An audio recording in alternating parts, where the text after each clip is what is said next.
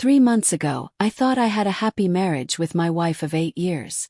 Now, I'm living in a new apartment, trying to rebuild my life and make sense of the absolute mess she turned our marriage into. We met at a friend's wedding where I was bartending. Back then, I was juggling multiple jobs while putting myself through trade school. She was stunning, the kind of woman who'd keep coming back for just one more drink. Eventually, she slipped me her number. We hit it off immediately. Fast forward 8 years, and I believed we had built something solid. We had saved nearly $95,000 for a down payment on our dream house and were supposed to start looking for properties next month. Then it all unraveled. 3 months ago, I came home early from a job site. A client had changed her mind about some project details, so I rescheduled the crew. I thought I'd surprise my wife with lunch. I pulled into the driveway and saw an unfamiliar Audi parked there. Strange, but maybe a friend was visiting. I came in through the garage and heard music playing upstairs. As I approached the bedroom, I heard noises that made my stomach drop. I froze outside our bedroom door, listening to my wife with someone else, someone who definitely wasn't me. I felt like I was outside my own body. Part of me wanted to burst in, but another part wanted to leave silently and pretend it never happened. I went with the first. Opened the door. There they were. My wife and some tall, pretty boy with a designer watch and a stunned look on his face. No one spoke at first. My wife rushed to cover herself, then started yelling at me for coming home early and invading her privacy, like I was the one in the wrong. The pretty boy tried to grab his clothes and sneak past me. I blocked the doorway and demanded to know who he was. "My personal trainer," she said. "Since when do you have a personal trainer?" "For 3 months," she replied. "I've been trying to get in shape, and that includes him in our bed." Derek, the personal trainer, tried mumbling an apology, but I wasn't having it. I told him to sit his ass down, and to my surprise he did. What followed was surreal. My wife admitted they'd been seeing each other for months. He worked at a high-end gym downtown, the same one where she'd started working part-time at the juice bar.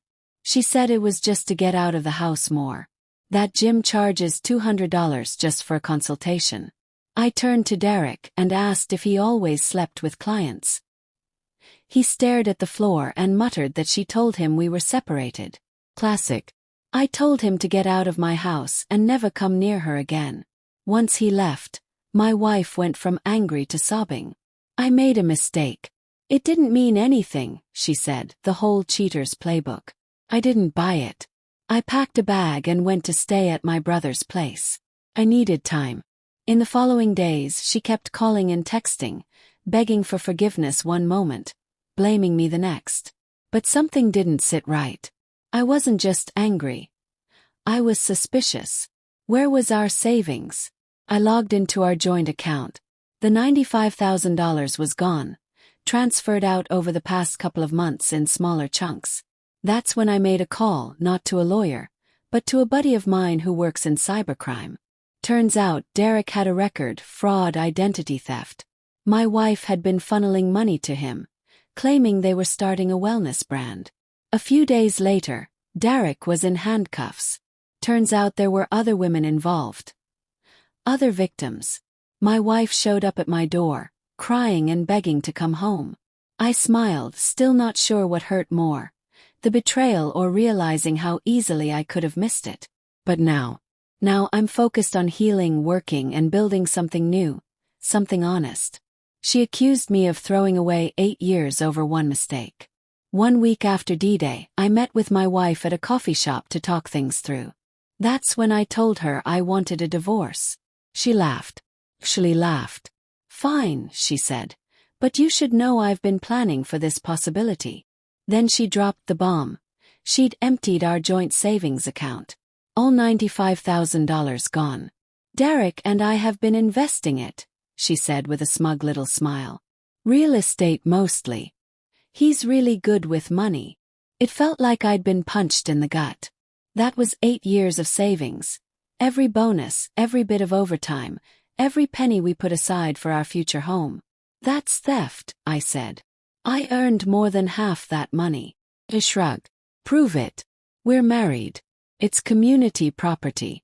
"I'll get a lawyer." I told her I would too. That's when she laughed again. "With what money? You'll never afford a lawyer. Derek's cousin is an attorney. He's already advised me on everything. By the time you save up enough for legal fees, the money will be so tied up you'll never see it again." I sat there stunned. The woman I had loved and trusted for 8 years was now openly bragging about stealing our life savings and giving it to her affair partner. "Derek's helping me find an apartment," she continued. "I'll be moving out this weekend. You can keep the furniture." Like she was doing me a favor. I didn't say anything else. I just got up and left. That night I couldn't sleep. I kept thinking about all those years of hard work, turning down vacations and nights out just to save. And now it was all gone. But then I remembered something important. 3 years ago, my wife's brother got into some legal trouble. Nothing major, but he needed a good attorney. My old high school buddy Tom had become a successful lawyer. His practice handled both criminal defense and fraud cases. I called in a favor, and Tom represented her brother at a reduced rate. They stayed in touch afterward. In fact, I remember my wife telling me Tom had helped her brother with some investment opportunities last year. I didn't think much of it at the time. Picked up my phone and called Tom. It was 11 p.m., but he answered. "Hey man, sorry to call so late, but I need your help," I said and explained the situation. There was a long pause on the other end. "Your wife's boyfriend is Derek Watkins." "Yeah, you know him." "Oh buddy, do I know him?" "Derek Watkins has been on our radar for months. He's not a real estate investor. He's running a con targeting wealthy women at that gym. Gets them to invest in fake property deals. He was convicted of similar scams in Arizona, served a short sentence, then moved here. He's on probation now, but the local authorities didn't know about his past until we started investigating him. A rush of vindication and horror hit me at once. "So the money's gone?" "Yes." "Maybe not," Tom said. "We've been building a case. 3 other victims have come forward, but they've been reluctant to press charges because they're embarrassed. If your wife will testify." "She won't," I said. "She thinks the sun shines out of this guy's ass." "Then we'll have to do this the hard way. Can you come in my office first thing tomorrow?" The next morning I met Tom and his partner, a former financial crimes detective. They explained that Derek had been running the scam for at least 2 years. He'd target women at the gym, usually married ones with access to joint funds. He'd seduce them, then convince them to invest in properties that didn't exist. "We need to move fast before he transfers the money offshore," Tom's partner said. "Your wife may have been willing to hand him the money, but she's still a victim of fraud." They had me sign papers, make a formal statement, and hand over all documentation of our savings. By noon, they were filing for emergency court orders to freeze Derek's assets. By 3 p.m. they got them. By 7 p.m., Derek was in handcuffs. It turns out, Derek had been violating his probation the moment he took our money. The police picked him up at a restaurant, having dinner with, surprise, another married woman from the gym. I was at my brother's place when my phone exploded with texts from my wife. "What did you do? Why is Derek being arrested? Answer your phone." "Excuse me." I didn't respond. Instead, I forwarded everything to Tom. The next morning, she showed up at my brother's house, her eyes puffy and red. Gone was the smug, confident woman from the coffee shop. "Derek's in jail," she said when I opened the door. "They're saying he was scamming women, that the investments weren't real." I just nodded. "Did you know?" she asked. "I made one phone call," I said. "To the right person." She started crying. "I'm sorry. I didn't know." He seemed so legitimate. He showed me property listings, contracts, everything. "And you believe him," I said. "Because you wanted to." She nodded, tears streaming down her face. "The police said they might recover some of the money. Not all of it, but some." "Good," I said. "Can I come home?" she asked in a small voice. I almost laughed. After everything, the affair, the theft, her smug taunts about me never affording a lawyer, she thought a few tears would fix it. No, I said. You can't. But I made a mistake. I was stupid. Got conned. You made several mistakes. Corrected them. Cheating was a choice. Emptying our account was a choice. Taunting me about it was a choice. She tried to push past me into the house. My brother appeared behind me, arms crossed. He never liked her much, and his expression made that pretty clear. You need to leave, I said. My lawyer will contact you about the divorce. You're a lawyer, she said, almost laughing. You said you couldn't afford one. Tom's representing me. His firm has excellent family law attorneys. Turns out, they really don't like guys who scam married women, or the women who helped them. Her face fell. You're saying I helped them scam other women. Didn't you? Said. Working at the juice bar, pointing out which rich wives looked unhappy. The police had statements from the other victims. Her reaction told me everything I needed to know.